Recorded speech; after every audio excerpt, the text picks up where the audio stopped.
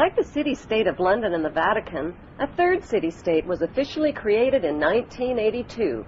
That city-state is called the District of Columbia and is located on 10 square miles of land in the heart of Washington. The District of Columbia flies its own flag and has its own independent constitution. Although geographically separate, the city-states of London, the Vatican, and the District of Columbia are one interlocking empire called Empire of the City. The flag of Washington's District of Columbia has 3 red stars, one for each city-state in the 3-city empire. This corporate empire of 3 city-states controls the world economically through London's inner city, militarily through the District of Columbia, and spiritually through the Vatican. The Constitution for the District of Columbia operates under a tyrannical Roman law known as Lex Fori, which bears no resemblance to the U.S. Constitution. When Congress passed the Act of 1871, it created a separate corporate government for the District of Columbia. This treasonous act allowed the District of Columbia to operate as a corporation outside the original Constitution of the United States and outside of the best interests of American citizens. A sobering study of the signed treaties and charters between Britain and the United States exposes a shocking truth. The United States has always been, and still is, a British Crown colony. King James I was famous not for just changing the Bible into the King James Version, but for signing the First Charter of Virginia in 1606. That charter granted America's British forefathers a license to settle and colonize America. The charter also guaranteed that future kings and queens of England would have sovereign authority over all the citizens and colonized land in America stolen from the Indians. After America declared its independence from Great Britain, the Treaty of 1783 was signed. That treaty specifically identifies the King of England as the Prince of the United States and contradicts the belief that America won the War of Independence.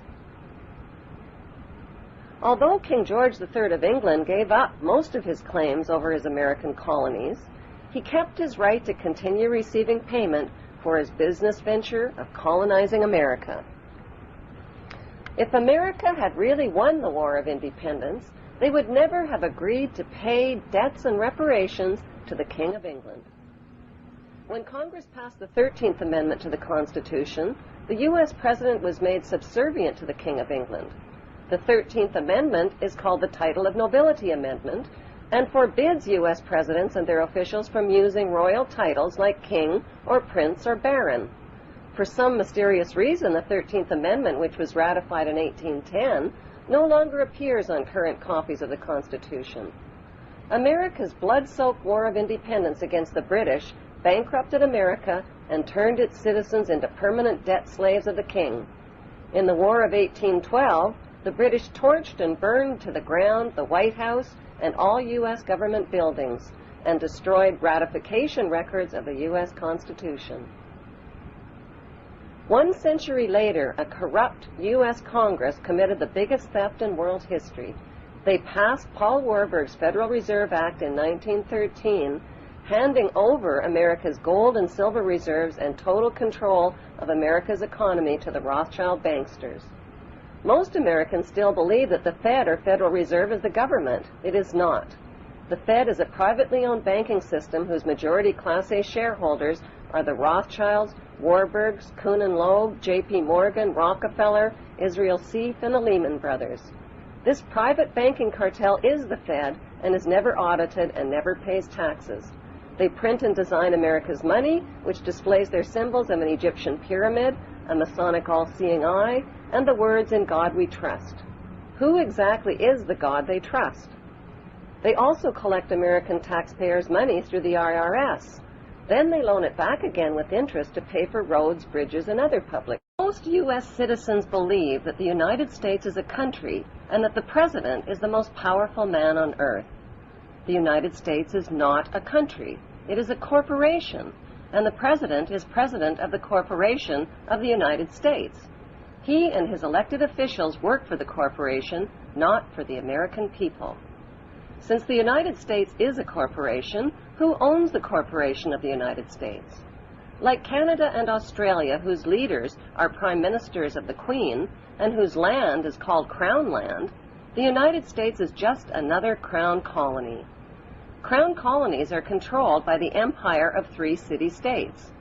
At the center of each city-state is a towering, phallic-shaped stone monument called an obelisk that points skyward.